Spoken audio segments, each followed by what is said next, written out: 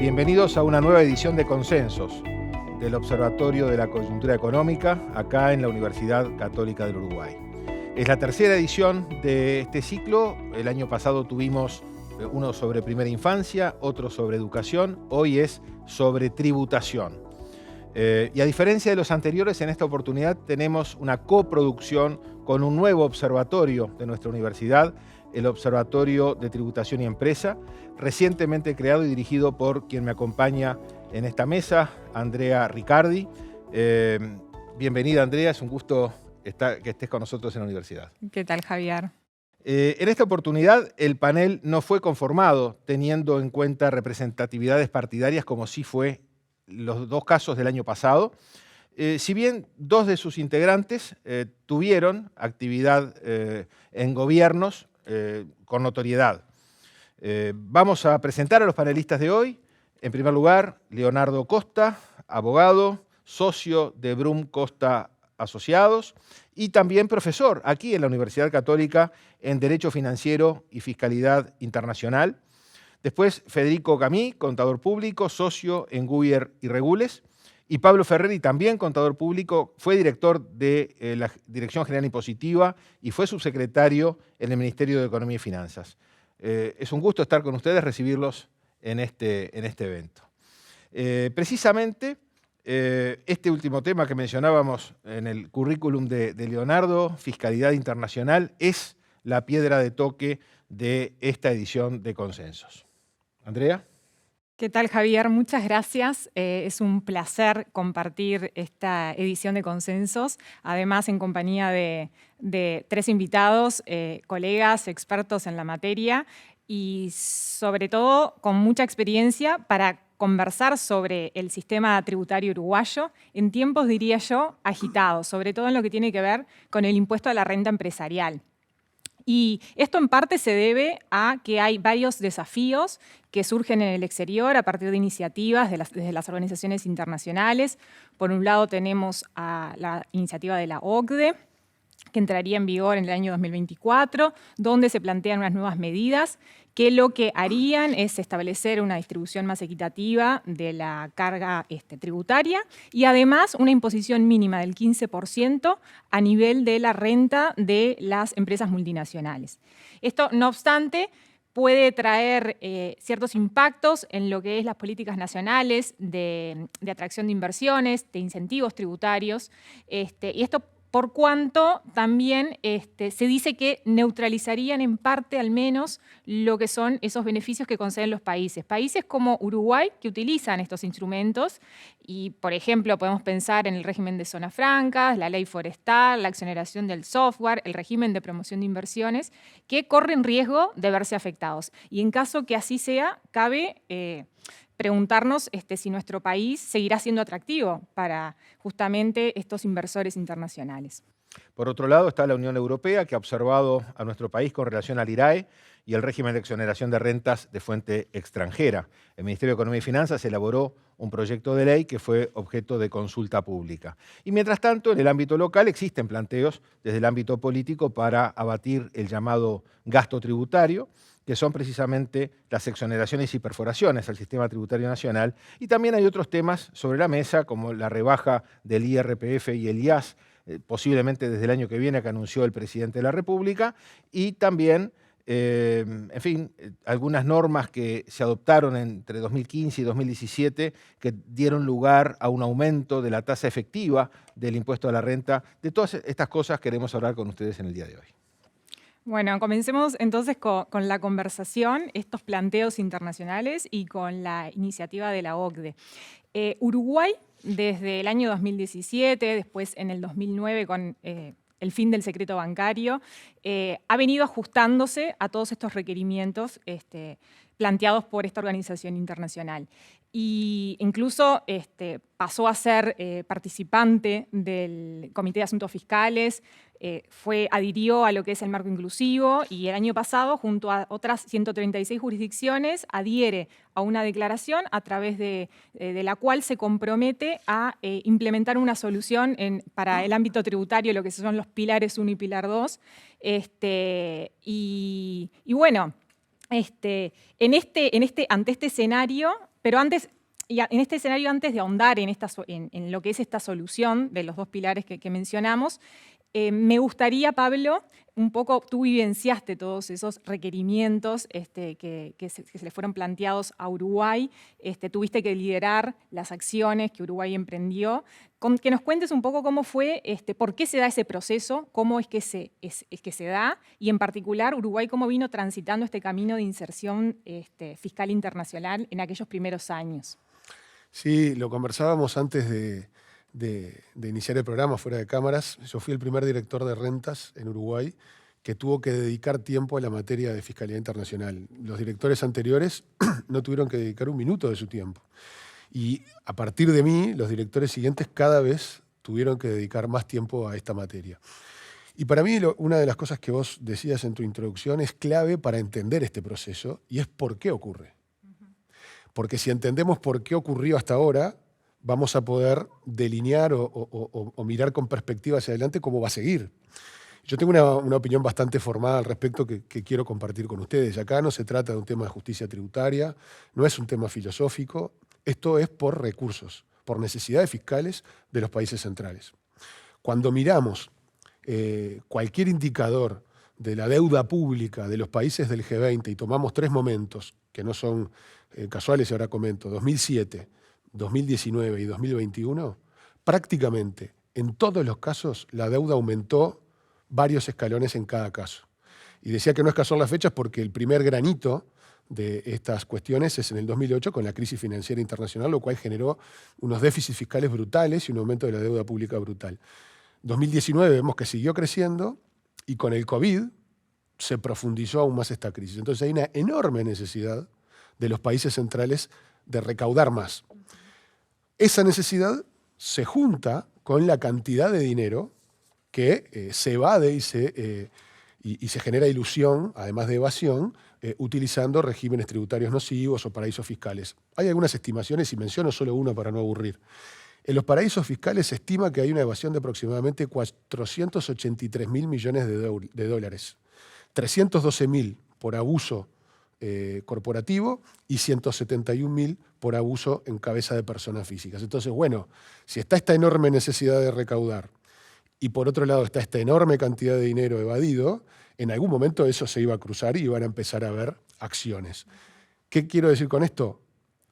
Eso explica lo que ocurrió, pero también explica, a mi modo de entender, cómo esto va a seguir. Estas acciones que tú comentabas de la OCDE o de la Unión Europea no son hechos aislados, son apenas eslabones de una cadena que viene de hace más de una década, y como esas necesidades fiscales persisten y a partir de lo del COVID se agravaron, esto va a seguir.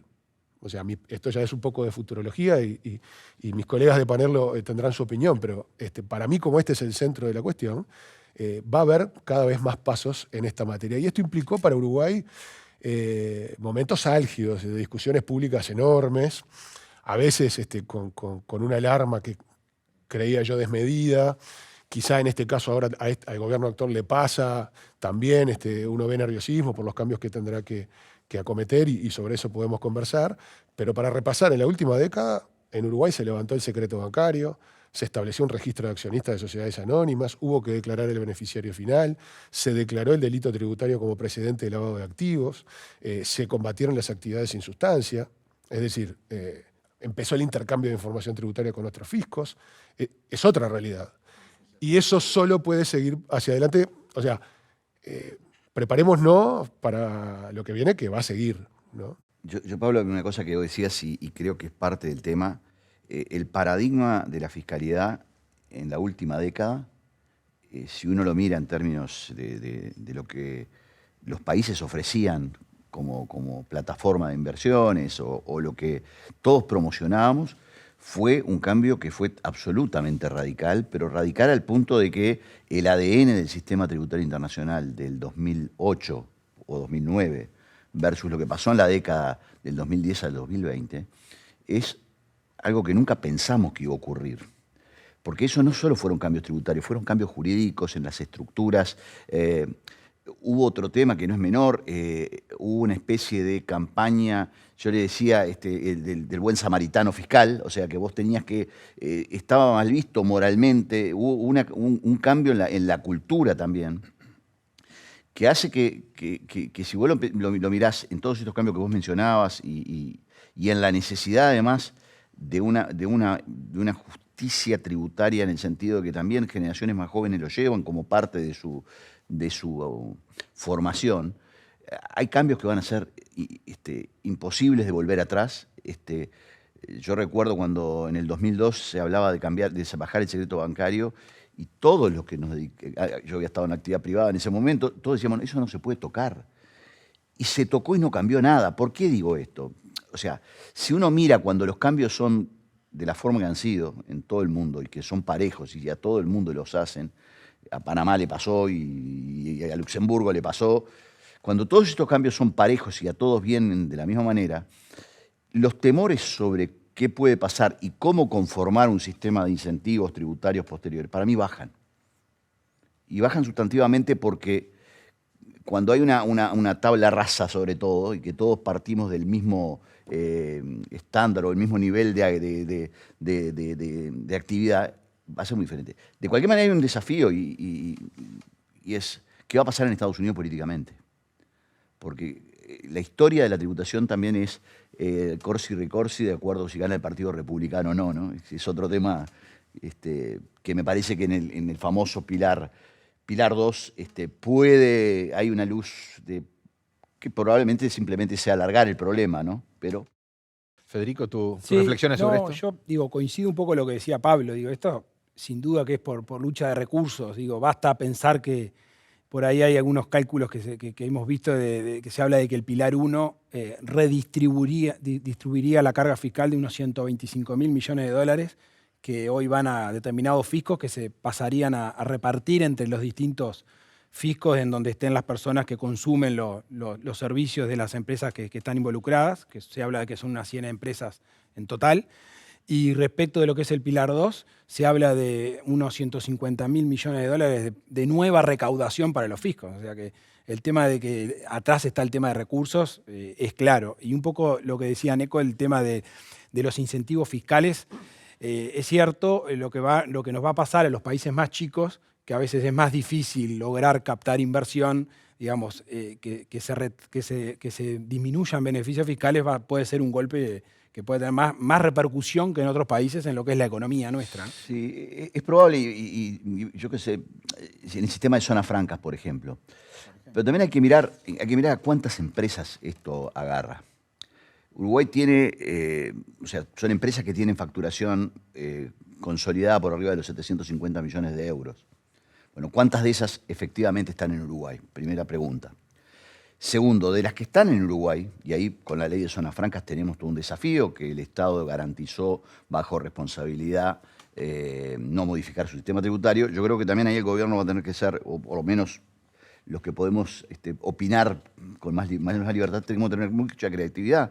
Probablemente vaya a hacer acuerdos con esas empresas para decirle, señor, pague el 15 acá porque si no lo va a tener que pagar allá. Hay que ver cómo quedan también algunos incentivos, si se va a tomar en cuenta los activos. Yo creo que en esto el desafío lindo que tiene Uruguay es cómo seguir manteniendo un sistema, sabiendo que va a haber algunas empresas que les va a pegar, y a su vez también reflexionar sobre si algunos incentivos que estamos dando realmente llegan a donde queríamos llegar. ¿Y con qué voy en esto?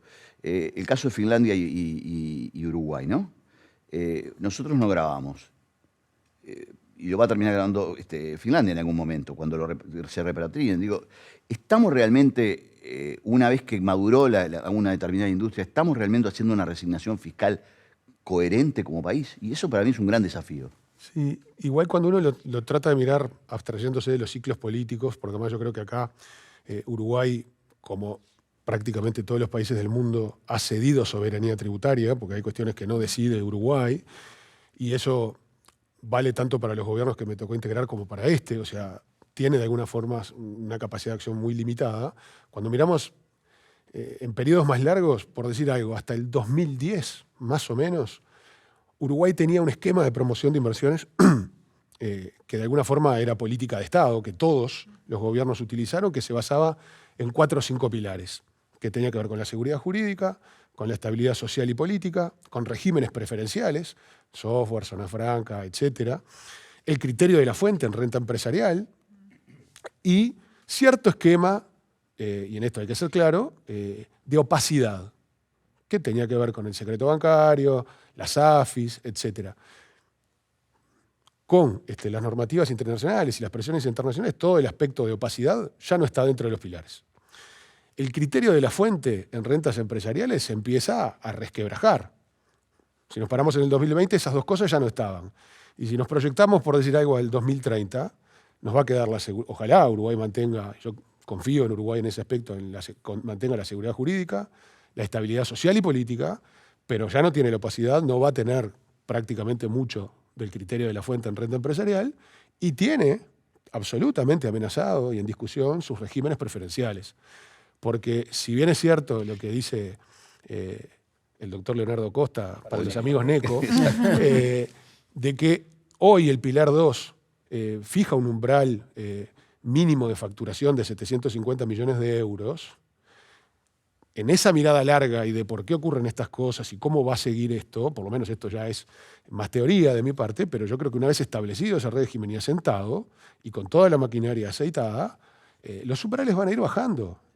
Entonces, para Uruguay, que tenía una política de Estado en utilizar y promocionar esos regímenes, que no es casualidad, un país de alguna manera geográficamente periférico, con 3,5 millones de habitantes, con un mercado interno muy pequeño, necesita tener necesitó hasta ahora tener esos regímenes. Yo creo que esto es un enorme problema, pero de alguna forma también puede ser una oportunidad, porque Uruguay va a tener que repensar todo su esquema de promoción de inversiones y empezar a pensar cómo poder captarlas más allá de dar o no una exoneración tributaria. Es otra forma de pensar el problema.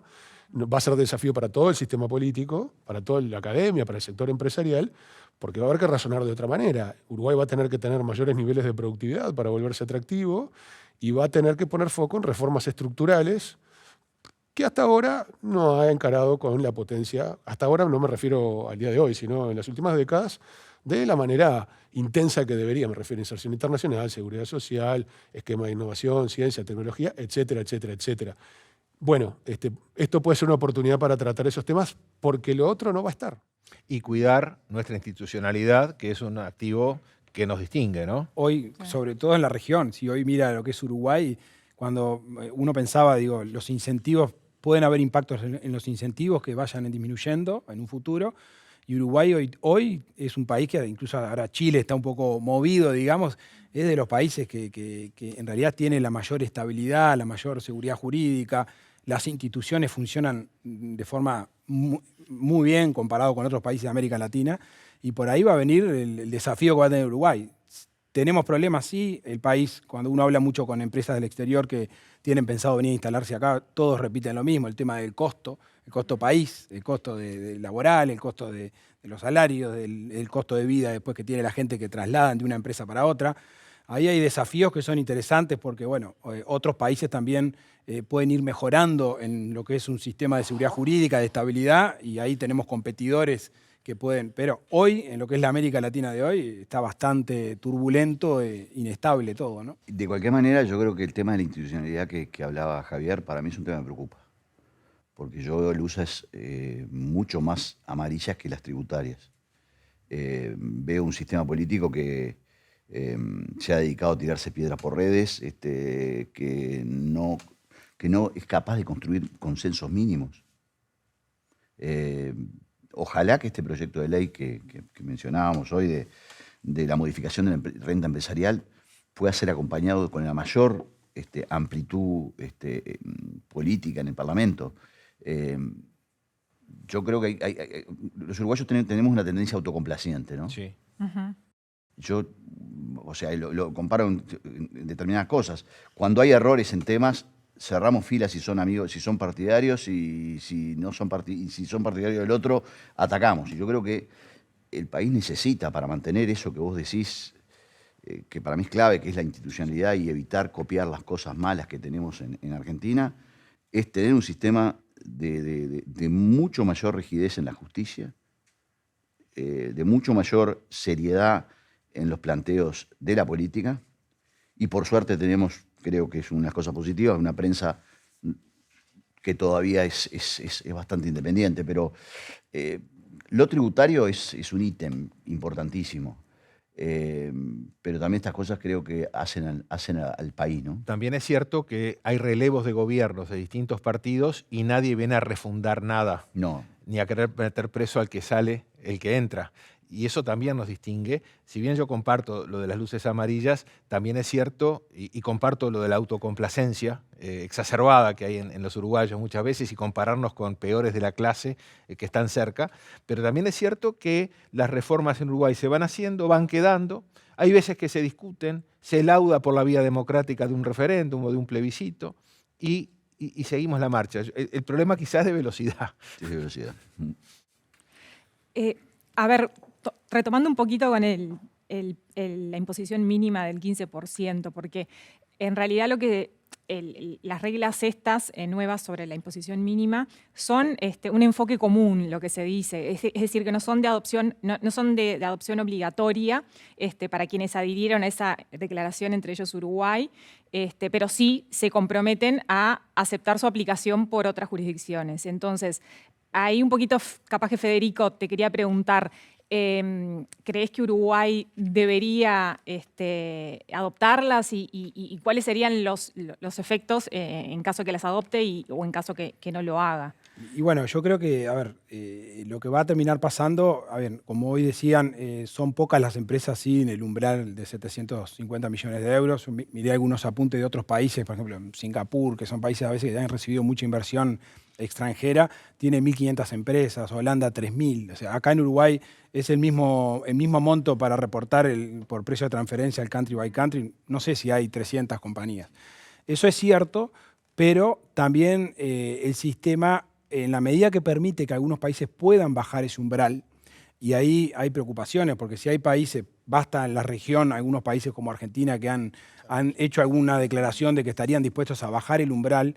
No estoy tan seguro si una vez que un país baja el umbral y hay una empresa en una cadena de sociedades que está en Argentina y otra pata está en Uruguay, y Uruguay no lo hace porque no llega a 750 millones de dólares, no estoy tan seguro que en definitiva no nos veamos enfrentados a que Argentina tome esa renta y tribute ahí. Y eso llevaría a que Uruguay se va a tener que mover y ante una renta que se puede ir a otro país, posiblemente termines en un régimen que aquí apliques el impuesto del 15%. O sea, en definitiva, puede ser más grande de lo que en principio parece y ahí se moverían bastante los cimientos de los regímenes de incentivos. Esas son las preocupaciones que no sé si no es lo que está dilatando en el tiempo, porque el tema se dilató, iba para 2023, ya está para 2024, ahí va a estar el tema de Estados Unidos después con el cambio de gobierno que decía Neco, y en definitiva, yo no sé si el mundo no está viendo de que esto que parecería aplicar a un determinado tipo de empresa puede ser más amplio de lo que pensamos y los regímenes de incentivo,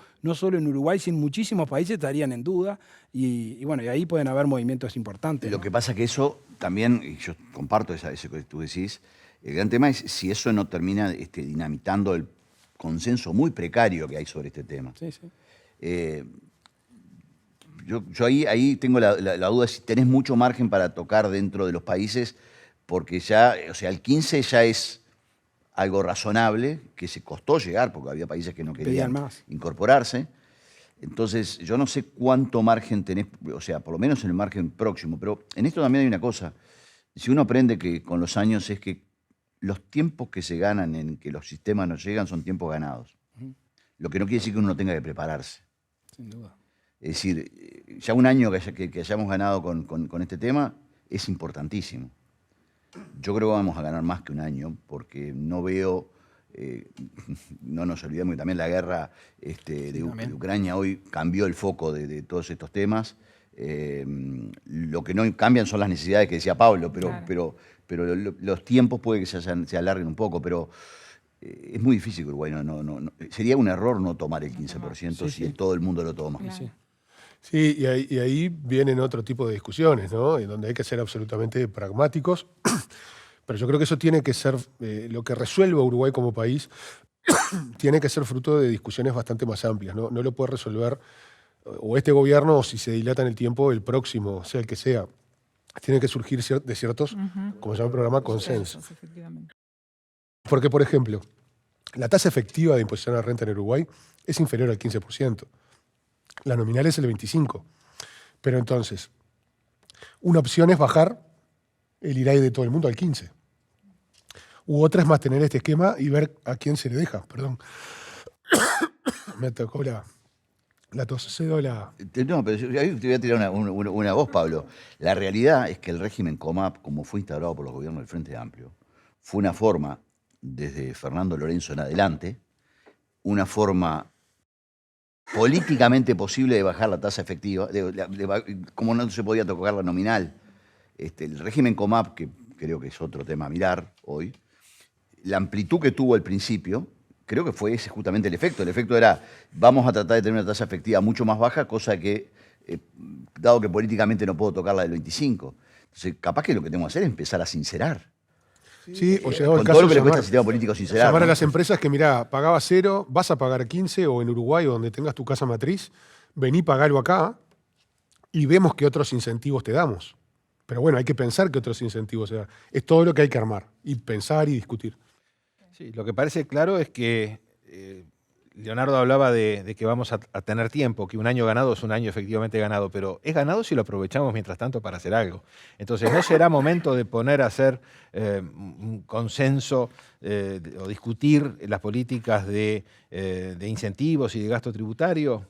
Que de algún modo el gobierno convoque alguna mesa multipartidaria o multisectorial para discutir estas cosas. No sé, pregunto. A ver, yo no soy muy optimista de que el gobierno convoque a... Estamos en tiempos políticos que ya estamos entrando lamentablemente muy cerca de las elecciones. El año que viene se larga con todo, a pesar de que todo el mundo dice que no, ¿no? Pero sí creo que los que estamos en la actividad académica y los que podemos, o en la actividad profesional y académica y pensar estos temas, yo creo que es necesario hacerlo. Yo te tiro algunos que vos lo tiraste. El tema tributario general, o sea, cuáles son los incentivos que vamos a dar, qué vamos a hacer con el IVA, qué vamos a hacer con la seguridad social. Yo creo que todo el tema del gasto tributario es un tema de urgente discusión. El año pasado, por el 2021, no menos de 400 millones de dólares de gasto tributario por COMAP. Y cuando uno mire el listado de cosas, hay cosas que no parecen razonables que el Uruguay esté resignando recursos, y otras que sí. Entonces, esas discusiones a veces te ponen colorado, ¿no? Pero hay que darlas. Digo, colorado en la piel, ¿no? Sí. Por las dudas. Sin alusión. Elecciones partidarias. Sí, ahí tocar el gasto tributario, empezar a discutir sobre el gasto tributario es un debate, claro, miraban, ahora que se presentan las rendiciones de cuentas, se tiene que informar el gasto tributario, más de 130 ítems creo que tiene, claro, uno abre discusión ahí y hay un montón de sectores y un montón de intereses atrás tocando eso. Yo miraba los números en general y unos 3.000 millones de dólares más o menos, y 1.500 millones de dólares son cosas que no se pueden tocar, que es no tener IVA la cuota de FONASA, el IVA de la salud que en vez de 22% es 10%, no tener IVA la nafta, no tener IVA la enseñanza, que es constitucional, habría que reformar la Constitución. Esos 4 ítems son más de 1.000 millones de dólares. Eso, intocable. Entonces, cuando lo llevas a todo el resto de lo que queda, te da un promedio de 10, 12 millones de dólares por... El régimen de COMAP es uno de los grandes. Impuesto al patrimonio entre la forestación y la industria. La industria no paga patrimonio por la maquinaria industrial, como el sector forestal no paga tampoco. En el agro que hay una exoneración en el impuesto al patrimonio por debajo de más o menos 2.000 hectáreas, que suma un monto interesante. Zona franca, 200 millones de dólares, el régimen de zona franca. Pero bueno, después hay mucho que es mucha cosa chica, ¿no? Y ahí la discusión puede ser en forma relevante, que bueno, de hecho es un tema que íbamos a conversar. Exacto. Sí, de hecho, se han hecho planteos desde la política. Hay una reciente columna en el diario El País del economista Eduardo H., que está vinculado a Cabildo Abierto, que agarra esa cifra del gasto tributario y, bueno, como ya la quieren gastar, digamos. O sea, bueno, evitemos ese gasto tributario, hay una masa de recursos considerable, gastémosla en esto, porque siempre, obviamente, hay demandas para gastar la plata, nunca van a faltar. Pero tú acabas de decir que la mitad, no creo que ni el propio Eduardo H. coincida en que haya que bajar ese gasto tributario. Entonces, ¿cómo están viendo esto? ¿Cómo podría seguir la película en ese sentido? Sí, para mí... la propia definición de gasto tributario implica que es un gasto que hace la sociedad resignando de gravar determinadas actividades. Y cuando hay ese esfuerzo por parte de la sociedad, eso implica que debe ser revisado de manera periódica. Lo que decía Neco, se resignan 400 millones de dólares en Comap. ¿Vale la pena? ¿Sirve? ¿Las decisiones que toman los empresarios se hubieran tomado igual o no? Bueno, pero eso no implica también lo que hacerse una película que no es como decía Federico, no es que hay 6 puntos del PIB de gasto tributario que vamos a poder destinar mágicamente a nuevos recursos, a no ser que le pongamos IVA a la salud, a la educación, etc.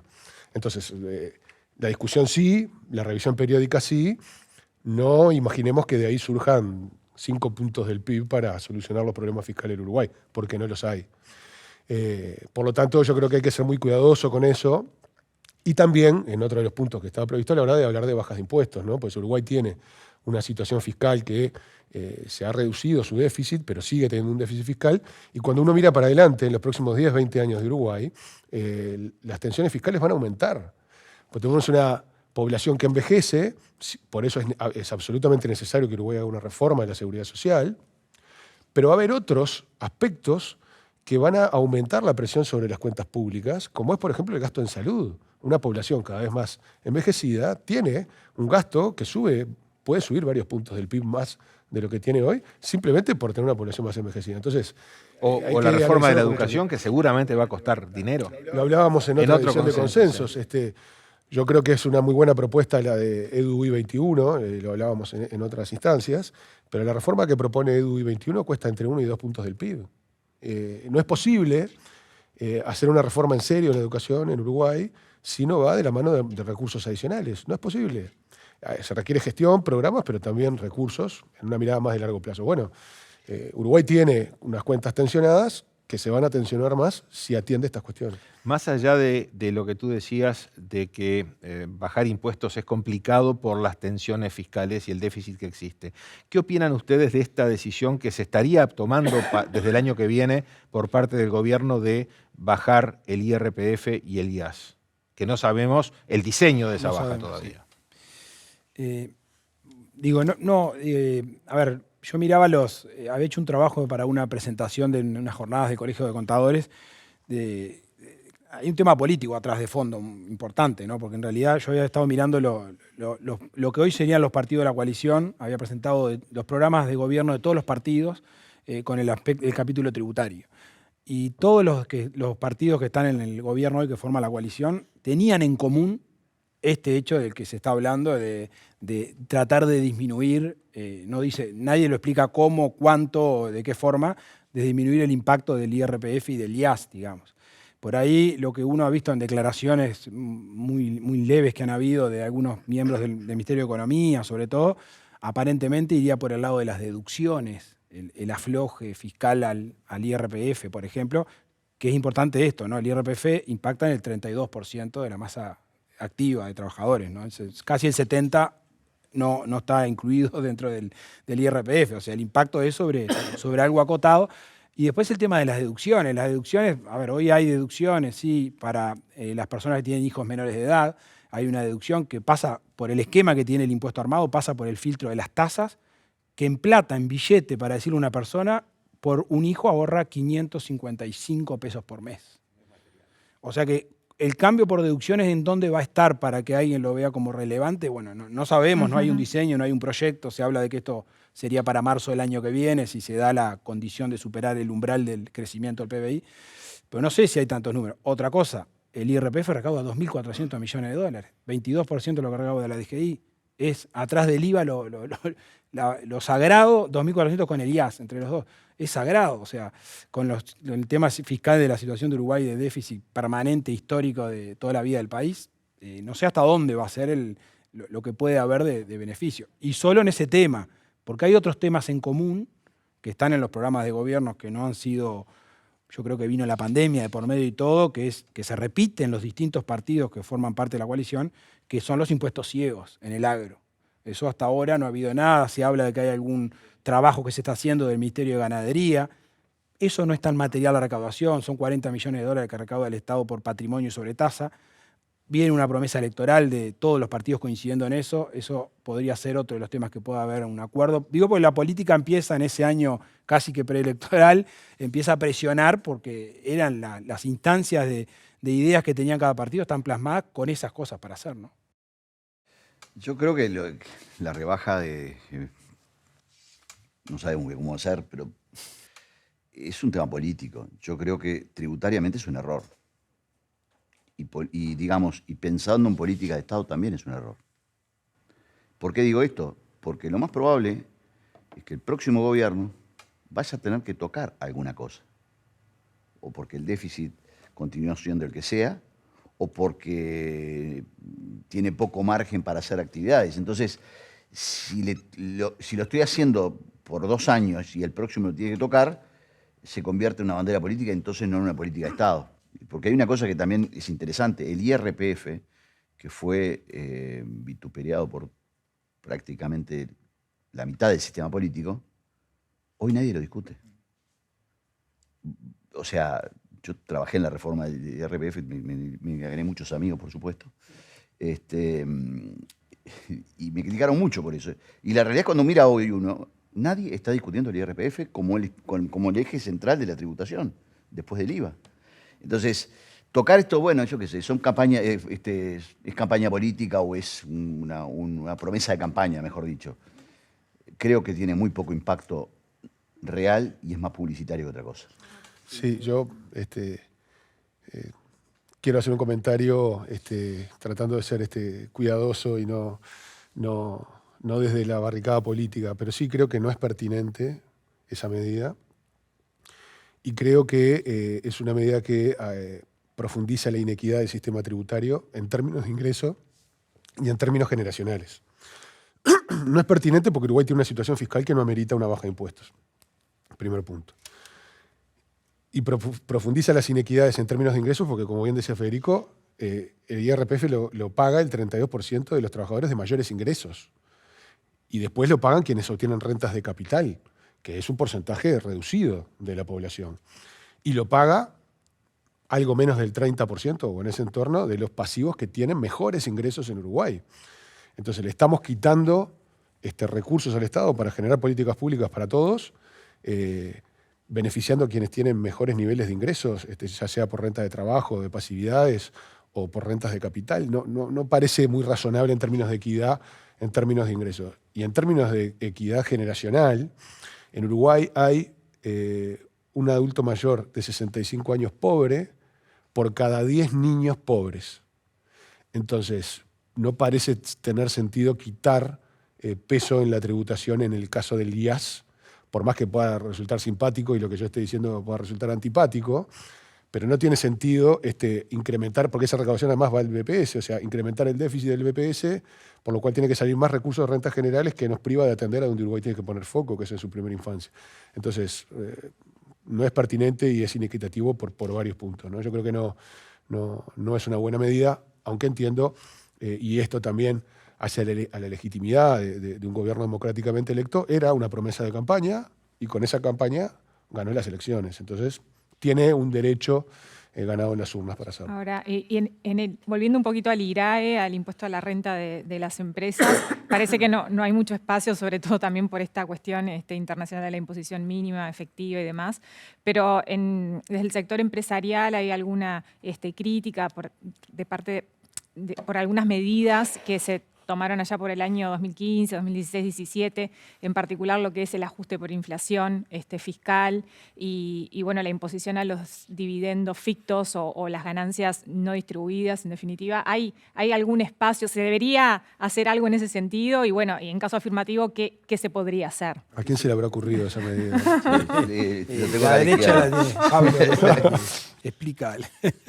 No, en el caso de la distribución ficta de dividendos, eso tuvo que ver con una constatación empírica que habíamos visto durante 5 años en DGI. ¿Qué pasaba? Las empresas tenían que pagar el 7% de IRPF cuando distribuían dividendos a sus accionistas, pero mientras mantenían los dividendos sin distribuir formalmente en las empresas, no pagaban esa ese IRPF. ¿Pero qué hacían? Todas las empresas, porque la normativa lo habilitaba. Tenían una cuenta de accionistas, iban girando a las cuentas de los accionistas y quedaba a cuenta de accionistas. Entonces, cuando uno miraba, la inmensa mayoría de las empresas del Uruguay nunca había distribuido formalmente utilidades. Y la plata no estaba en las empresas, estaba en esa cuenta de activo que tenían contra los accionistas. Bueno, entonces era una ficción que de alguna manera había que corregir. Fue una norma que en su momento generó cierto ruido, pero tenía que ver con eso. Parecía absolutamente ilógico y bastante ridículo que más del 80% de las empresas del Uruguay no distribuyeran utilidades desde el 2007 al 2017, que es cuando, sí, 17 que se aprobó esa norma. Sí, exacto. Entonces, bueno, tiene un origen en una constatación empírica para tratar de solucionar un problema. ¿Y el ajuste por inflación? Fue un ajuste fiscal. Sí, en ese momento también había necesidades fiscales y se tomó una medida que trató de recaudar más. Entendimos que por ese lado era mejor que por otras cosas. Recuerdo que en ese momento además hubo otras normas, como también se aumentaron las tasas marginales del IRPF. El arrastre de pérdidas. El arrastre de pérdidas.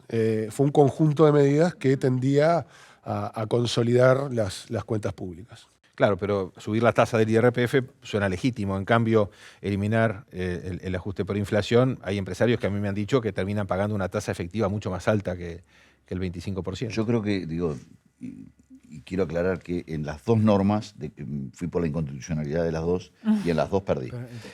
Por las dudas hay que contar las perdidas sobre todo. Éramos generadores de normas antipáticas, No, pero los dentro de la generales son Constitución. yo siempre digo acá en la Católica, digo que como abogado uno tiene que contar más las perdidas que las ganadas. Porque las ganadas son muy efímeras y las perdidas uno tiene que aprender lo que no debe volver a hacer. Pero yo creo que lo del dividendo ficto fue una norma muy razonable y muy, diría yo, sinceró una realidad. Y más allá que técnicamente uno la podía criticar, porque en realidad terminó siendo una especie de impuesto a los activos, pero no importa, creo que fue justa y creo que está bien. El ajuste por inflación yo creo que trastoca toda la tasa efectiva. Y más con la inflación que estamos teniendo hoy en día, ¿no? Y además trastoca empresas que depende de qué rubro sean. Si tienen deuda, si no tienen deuda, si tienen stock, si tienen inventario. Y terminan siendo algunas empresas con una tasa efectiva muy, muy fuerte, que llega al 40%. Y eso creo que nuevamente es una injusticia absoluta en el sistema tributario. Sí, déjame decir, y en el espíritu de este programa, que de ese paquete de normas, cuando uno lo mira en el tiempo, seguramente esta del ajuste por inflación probablemente haya generado más problemas que el rendimiento recaudatorio que tuvo. Sí. Entonces yo creo que ese es un aspecto a un impacto inicial, ¿no? El inicial claro, fue muy fuerte. El inicial, después en realidad... Salió sobre fin de año. Claro. Igual ahí, en el ajuste por inflación, la verdad que hay empresas que les complicó, hay otras que les sirvió. Entonces, está repartido, ¿no? Porque hay compañías que les servía que no se haga más el ajuste por inflación, sobre todo si estaban con alguna base de pasivo y eso, porque generaba una ganancia.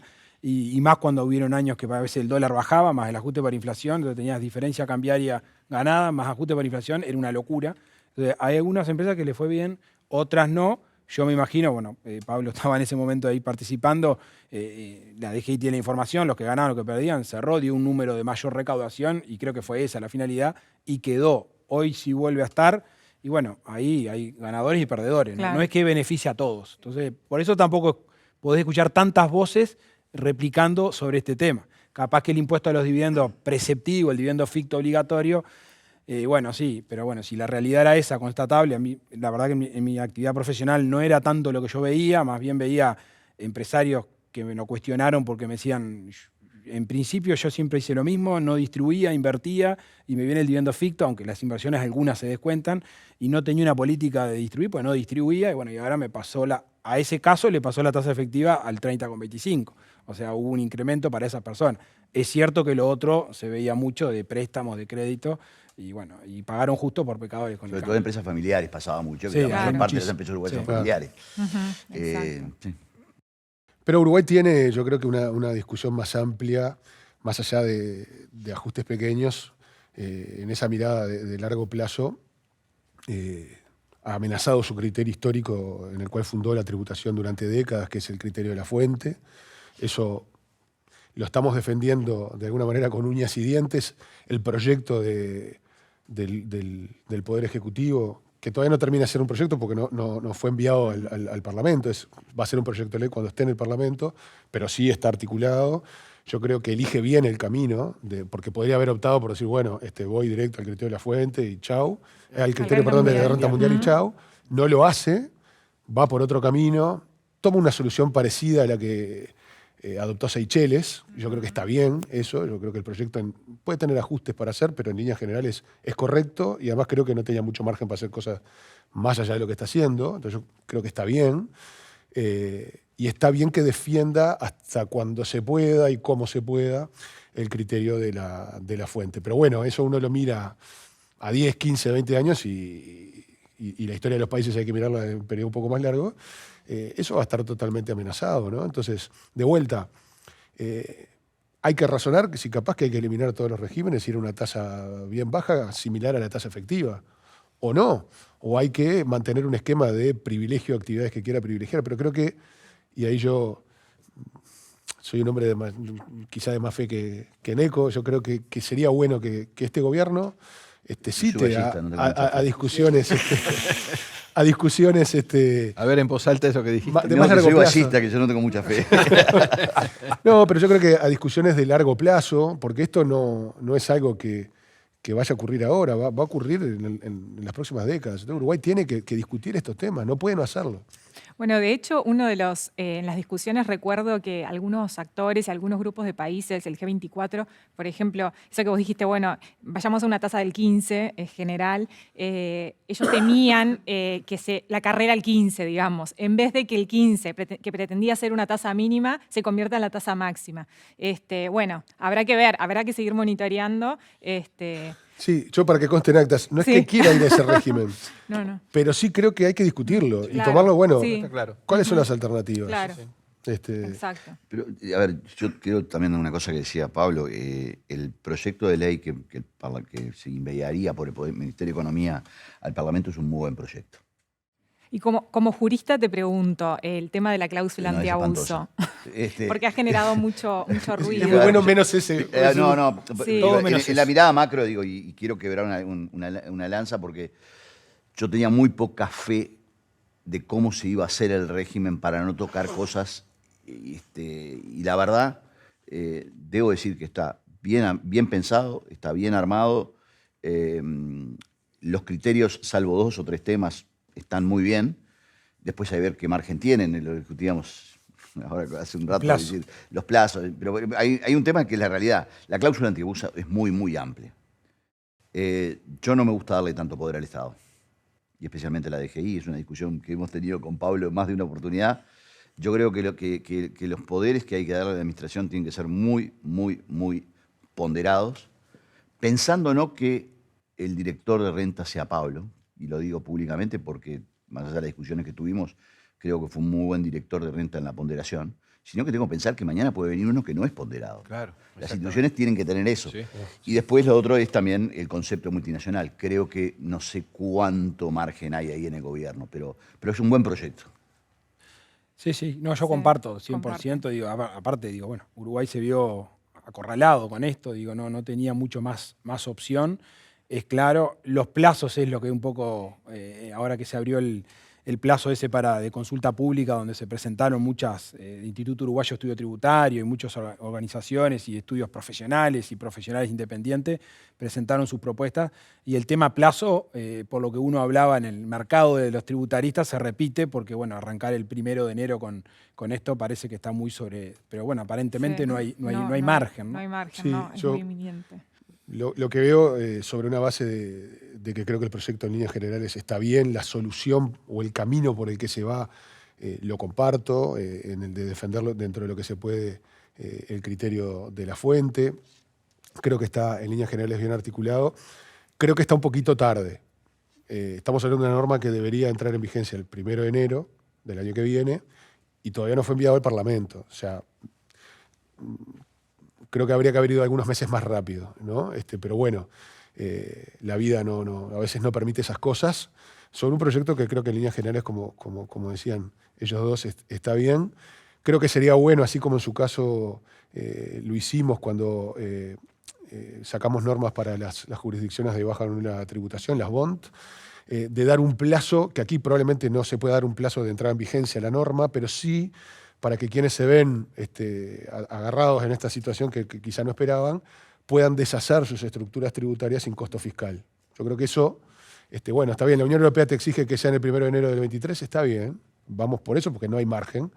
Yo recuerdo cuando tuvimos que impulsar algunos cambios que nos decían, ustedes quieren ser los primeros de la clase. No, vas haciendo lo que la realidad te impone, y en este caso es así también, pero por lo menos sí dejar que se deshagan las estructuras societarias sin costo fiscal. Me parece que eso sería bastante razonable. Y lo otro que también creo que le falta al proyecto, lo que tiene está bien, pero creo que le falta, es alguna norma para generar créditos fiscales, cuando en algunas de estas cosas se paga fuera, y creo que ahí estaríamos en una situación que no es deseada, que es la de doble imposición. Entonces yo creo que con esos 2 o 3 puntitos se redondearía un proyecto que en líneas generales comparto.